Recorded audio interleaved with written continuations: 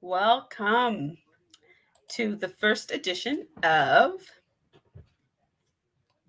Big Girl Interrupted. Hello, Yvonne. Oh, I'm just going to wait for Yvonne to join us.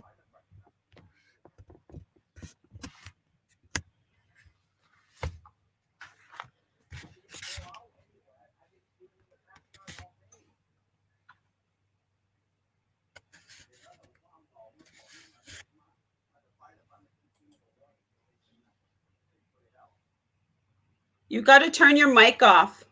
Your mic is off, so you got to turn it on. I can't hear you.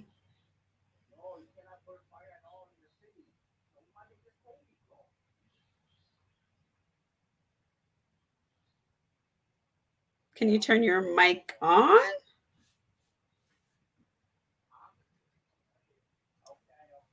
So sorry. It's okay. So because I can only run this on Chrome, yeah. I couldn't get back to Chrome on my Mac because I keep trying to scroll down to get all my tabs up. So I was talking, I'm saying, can you see me? Because I'm trying to get all my other tabs. I didn't even know you could still see me. Yeah, I could see you. And we're live. So I just want to introduce, we're live on Facebook. Yvonne is our first BGI Entrepreneur Spotlight entrepreneur. And Yvonne is an on-site catering caterer and Melaleuca representative. She's done some really cool and neat things with marrying the two companies together. Yvonne and it shares with us as well how she's pivoted her catering business during this shutdown. Her years of experience with catering, she only focuses on large catering events, and her interesting way of marketing her business, because she doesn't use social media. So yes. So thank you for having me. You're welcome. Again, for my technical difficulties. It's okay. You're going to master it all now. Oh, yeah. Yeah, I'll be able to do it. So one of my problems is this is a new computer to me, right? So moving into the Mac. So when I explain my business, so we have wood-fired pizza catering. That is our main business. We have two of these trailers, one small, and it has a smaller mid-size oven, and I have a large one. And now, because we specialize in large events, sometimes we have both of those vehicles going out, plus our barbecue, plus other things. And we can do many things besides pizza. I have Brazilian barbecue, and I also have a rotisserie for chicken and steak. Yeah. Yeah. So we do large events, and we can do a lot of different foods. And that, of course, depending on your budget and your timeline. So that's a relationship business, because that's what we were already just talking about, right? Right. It's all about relationships. So you have to know, I have to understand what you want and need in your budget. And then I build with that. But so I don't put, I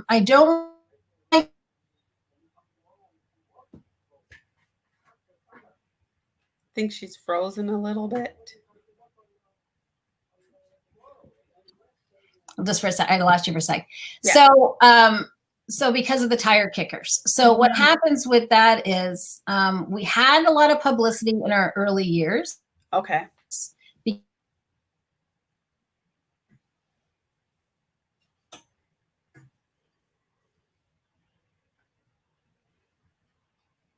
I do apologize. I think her Wi-Fi, something's wrong with her Wi-Fi. And did you lose me there, or did I just lose you? I know your Wi-Fi was spinning. So can you go back to explaining the tire kickers and what does that all mean?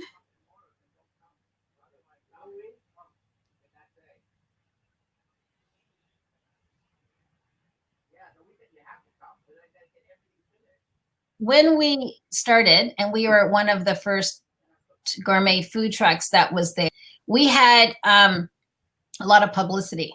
And so that's how we started to build. And we did get some corporate catering out of that, right? And we did get some more events. But then the tire kickers would come and they would be wanting, to have the big conversations. Oh, I don't know if you could handle this. And then, the big, and we got to get the price down. You don't meet my budget. And I'm like, well, what am I going to do with that? Right. And then it would turn out they would only have 35 people anyway. I mean, okay, so they don't know if I can handle it.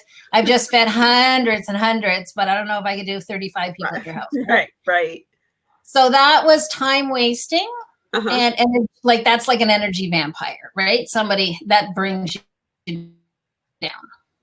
But what was happening at the same time is people that would, if let's say we're at a corporate event, they had our pizza and they wanted to take us then to their office. And maybe their husband's office or their wife's office. They'll be like, they go home and say, it was really great at work. And they'd be like, oh, well, maybe we could have them come to our office, right? And so that built more. So either it was a referral or someone literally had the food there and duplicated it. So we built that way, and that was great. And then we realized the tire kickers were all coming from the social media. Right. So if every time you have social media posts, we got more tire kickers. Okay. And we realized, so that's because I'm in the relationship business. So even though it's just food, when you get a new client for catering, you develop a relationship. And then if you go out and you succeed and you do meet the expectations and exceed them, because we always try to exceed. Right. And we're back. And so we would have the same customers 3 or 4 times in a summer. We would go back to an office. Wonderful. Right. Wow. Yeah. And so we got in there and we got in the television, right? For a lot of the film production. Right. And they do a lot. Right. Yeah. So we've been at it. Huh? It's a whole crew, a whole film crew. Yeah. So but they feed their crew a lot. So like, for instance, we would go to the show The Expanse. And we could be there 5 times in a season. Oh, wow. And they would be filming like 2 crews at the same time. Right. So it would almost be like a couple of plus the office. So it'd be like 2 full-size jobs happening at the same time. We've also been to one studio and fed them, barely packed up, and drove around the studio and fed another crew, another set. Wow. Same night. Yeah. So those are good.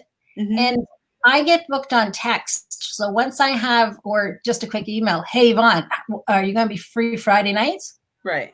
Or are you available tomorrow? And I can do that. When they, because they know me and they know what my price is and they know I'm in the budget and they know I show up and that I deliver and I make people happy, right? Right. So I don't have the relationship part is key for you because they can just text you. They text me. I mean, I'm getting text sometimes at 11 at night. Can I come tomorrow to a set? I mean, not now. Everybody shut down, right? But normally that's how it goes.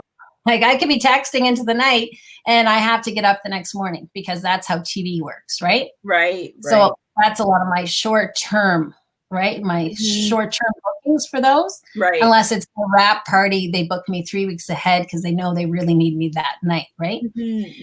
So that's all relationship.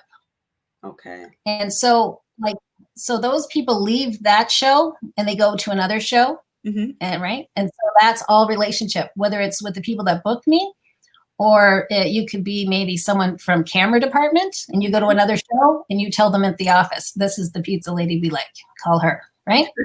Right. So that's the relationship business.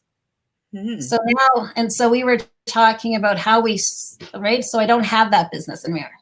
Right. But when so the media is not something you use as your main way of marketing.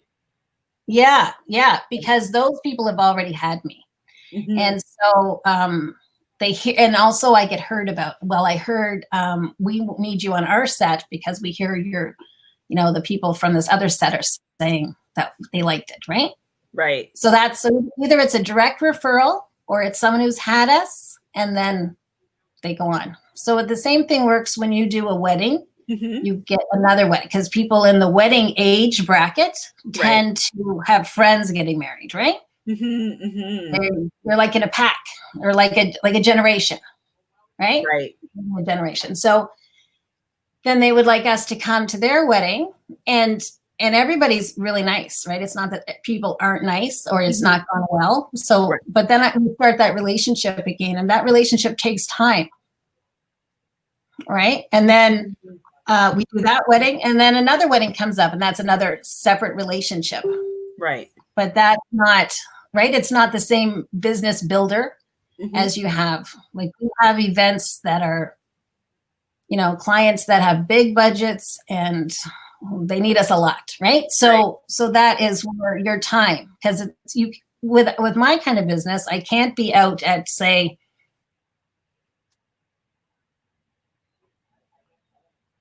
Oh, it looks like she or froze. it's not like, you know. Yeah. So to me, so Can you hear me? yeah. Okay. So I know at the beginning of 2020, what was your goal? I know you shared with us that, you know, you trust the theory of abundance and you want to slowly grow your Melaleuca business. So yeah, so this was the first year that in the winter I told everyone I'm taking the winter off. Right. That I was just going to have so much work coming up. And also when so February time that I normally did it some, and that's when I'm booking my events for the summer and what have you. And that's when the brides and grooms come and want to give you a deposit to lock you in to a Saturday, right? Yeah. To their special time. And this was the year that I said, with my theory of abundance, I know everybody wants me. Right. I know that they will call eventually, my corporate clients. So I'm just not going to take any things, because my husband would often say, or my staff would say, on a Saturday evening, and when we're out in the middle of nowhere in this long drive, like, what are we doing out here? And I'll be like, they booked in February. And so that's why, right? So this was my year where I was just going to relax in the winter. I'm going to go with that theory of abundance. I'm not going to take any out of town jobs. So I turned down so much work for these out of town jobs. Right. Just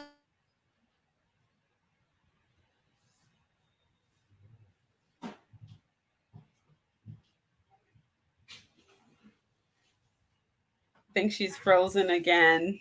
My menu almost. And then Friday was a prep day again. And then Saturday I had lunch for 650 for dinner Sunday night, right? Right.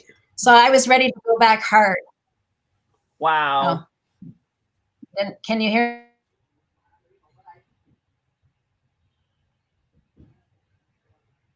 I don't know why I keep freezing. So I'm not sure how much. Can you hear me now? Yep, I can hear you. So I'm not sure how much you heard about that. But anyway, so I turned down a lot of work. And then I was just about to start 3 large jobs the last week of March, and they were all gone. Wow. What was and that? So now we have all of our gardens started. Right. And you're also a Melaleuca, and you've done something unique where you've married the two.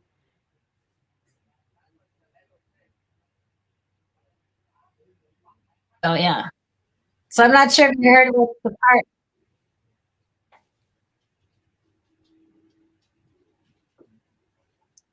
Hey? Right. I keep losing you. I'm sorry. Yeah. Can you share with us how you married Melaleuca and your Bonfire Catering together?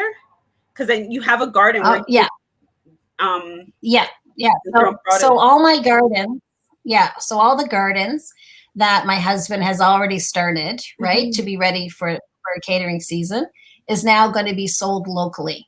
And so I'll be selling that through our local, buy and sell and neighbors. And so we've already, like for the last few years, been giving away whatever's been extra. So whatever this abundance was, we just give away to people. So we already have like a little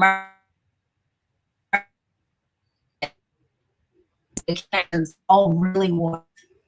And then if they could like get on a list and just get more and buy it, you know, like on a schedule. And we would say, no, like we don't have time for that. You can just have what's extra if I have it. Right. So now there's so much extra for them. So they're going to be able to do it. But then, of course, they're going all to be sharing with their friends. Yvonne has, right? Yeah. Yeah. And so now we'll have a broader local network, right? And I'll have it in my local Facebook group. Now this is what I have today. You know, like this will be ready tomorrow when they could come and pick it up. So now that is going to be new relationships, because Melaleuca is also a relationship business. So, right, it's I have to know someone to explain to them what it is, and what it is wholesaler. It's the factory delivering wholesale products to you direct to your door. But so I just introduce people to that. Right. I don't have that. Right. I do that, and then I provide customer service. Okay. Amazing. So at that point, I need to know what you need. So that's the relationship. So it has many different, like it has so many different lines. It's 6 different lines. Right. And what kind of lines fit your needs for you, for your health, for your lifestyle, right? So what you need. Yeah. And so we talk about that. And then if you're someone who has a financial need, and you're looking for how to just get a little more money or quite a bit or however it is, then we work with those goals. Oh, okay. So that's how I'm taking. And then still for my other clients, right? Those are relationships that I have. So I contact them and I'll say, this is what I'm doing now. Right, right. Not the produce part, but this is Melaleuca. This is what I do. Okay. Yeah. So that's good. All about relationships, right? Right. That's a really nice way of pivoting through this whole shutdown. So yes, experience. So this was already on my mind for just the last year. Okay. And that it was, and I had just started this. So I've been a customer since 2003. It's now that I wanted to start sharing, right? I was going to do it as right? Just like some other people are interested. You're going to be a customer. You love it. Obviously, I loved it. I've been such a devout customer for so long. Right. So now I'm going to share. But I was just doing it in more of a very casual way, right? This last year. And now I have a lot more time. Okay. Did I see something there? Okay. So now that I have more time, I can focus on it more. But I did. So that's what I just thought. Well, I'm just a little bit each week. I'll do, a couple hours a week. But now I have more than a couple hours now that I've, really lost the catering business. Right. Right. And which I believe will be gone for the full year. I don't think it's worthwhile for us because we are large scale. Even if it starts to open up, we don't want to see how we could do it a little different. Right. It might be 2 years for me, right? Which they're saying that's a lot for companies and businesses that, cater to large events. It may take like 2 years to get back, right, on track. And in 2 years, there's a chance I don't want to go back. Right. Right. Well, we'll see. It depends how busy I am and how I've built up my gardening produce business. Right. And this, maybe I don't want to get back into being an employer again. Right. Right. If I had realized everything that I was going to have to do in a day, in a month, in a year with my catering business, I never would have started. Oh, right. Yeah. So I had no idea what I was getting into, right? I do consulting now for wood-fired pizza catering. Yeah. And the first thing I always say was, don't do it. When people want to say to me, and I'm like, I can tell you, because I know all kinds of different business models in food. You want to be in food? Great. I have other ways. You could go with lower overhead and expand easier than wood-fired catering. Right. Yeah. Yeah. So if still, I would have probably tried barbecue, which is a specific barbecue, right? Because I have two kinds. I would have tried just one of them. Right. That was the last one I tried, right? Okay. So, but it's a live and learn process, and I've had a lot of great experiences. And I got so much confidence out of it. I mean, luckily I didn't have a breakdown first, right? But getting to that point, yeah, it came close. I would say it came close there for a bit, right? But yeah, I have a lot of confidence now that I can take to the rest of my endeavors and understanding of business. But yeah, how many people would have not chose their career if they realized what they actually did in a day-to-day, minute-to-minute? What would your life look like? They had yes, exactly. Right? Because when you think of a career, you think of it as this is what you do, but really that might be what your day looks like. Right. How many people that think I want to be a lawyer end up working in an office? They're all alone. Right? Yeah, they're not out of what is it? What are you deciding to do? Right. And get yourself into. When you think of a lawyer, you think you're going to court. Yeah. But mostly no. Yeah. Most aren't going anywhere near. No. There's a lot of behind the scenes work for that. Yeah, I know. I agree. So what would be one thing for entrepreneurs who are thinking of becoming an entrepreneur or who are an entrepreneur and maybe struggling during this time or be struggling even before? What advice do you have for them? So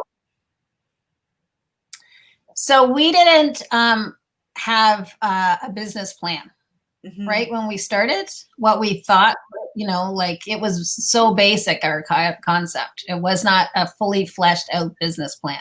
Right. So that and for that, you don't just go to a regular person that writes a business plan. You better go who specifically knows your business that you're thinking of getting into. Because I think a lot of times people get a business plan with just general input, right? Right. Yes. Yeah. So just because you're a caterer, you probably couldn't figure out what I do, right? Yeah. I mean, I couldn't even figure out what I did. Right. Like for the first couple of years, right? So yeah. So that's a big one.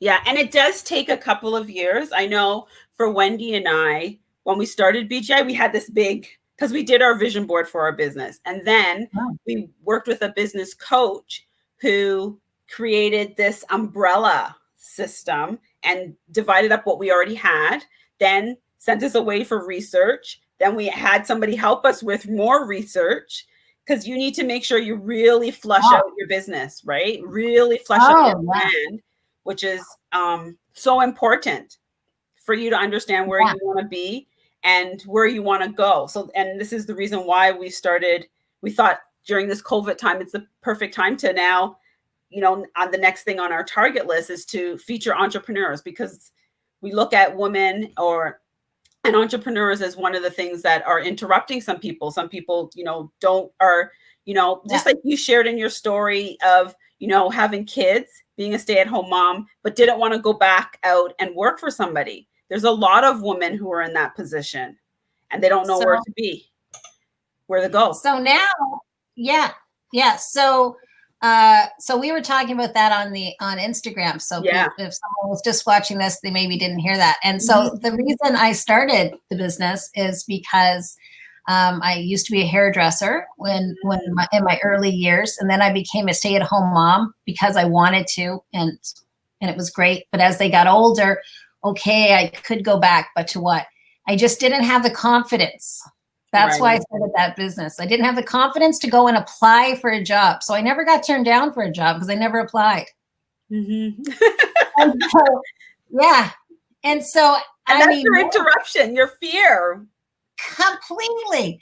Right. So I didn't go apply. So I have, I didn't realize it at the time. I didn't realize it until my kids were diagnosed with ADD that I have ADD. And so I I didn't have, even though I was running hot lunch program and all the paperwork that went to coordinate all the different orders into the different classrooms and those. And when I took that over, I redesigned that plan, and I did, because they'll let you do anything at a school. And I was the head of fundraising, and I created programs, but they'll let you do anything where they're not paying you at a school, right? Right. So I could sign up.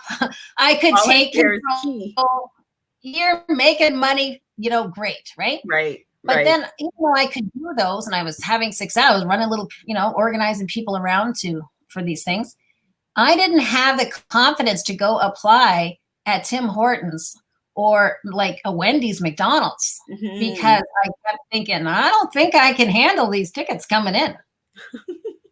Like I thought, I'm probably gonna be like, it would be too much. I would get this stress, and it would just be overwhelming. I did nothing compared to what I've had to deal with. Right. And I'm running people, and all hell's breaking loose, and it'll be hot outside or it'll be freezing cold, and we're on site, and everything goes wrong. So, and yet handled all that and grew, right? And so that was my interruption. Right. First off, I didn't know I had ADD, just didn't understand why I couldn't process that. Like the whole thought of it was stressful. Right. But when I look at that now, that would have been the perfect place for me, because those businesses have systems in place for people like me. Right? Yeah. I would have learned so much from those jobs, which I could have then taken to my own business. Right. I would have been great. I would have been learning all the systems that they have in place for basically someone, like, because that's my special need, right? Like you better organize. It has to have a system, or I'm not going to be able to do it, right? Do it. Yeah. So I'm actually really good at creating systems for efficiencies in the workplace. That's what I do, and I teach other people how to do it. But imagine, I didn't think I could handle working at Tim Hortons. Wow. Go figure. So here I am, right? Amazing. Yeah. Amazing. Well, I want to thank you so much. I learned so much from you. Thank you for being our first guest for the Big Girl Interrupted's Entrepreneur Spotlight. It's been amazing chatting with you and learning so much about your business and what you do and how you've married the two. I'm excited for Saturday. Yvonne has an event on Zoom. All the information will be available tomorrow for you to join that Zoom event and learn lots more about her business and Melaleuca and how I can help you. Yep, and how she can help you and educate you on it. And thank you. Thank you. Thank you for having me. It's been great. And now I know how to do it. Yes. Next thing I'll be doing it myself. Yeah. Right? It's so easy. It's like Zoom. Do one. Yes. Like be on one, and then you can do one, right? Yeah. Hopefully. Let's see. We'll see. Amazing. Thank you. Okay. Thanks, Hazel. No problem. Bye.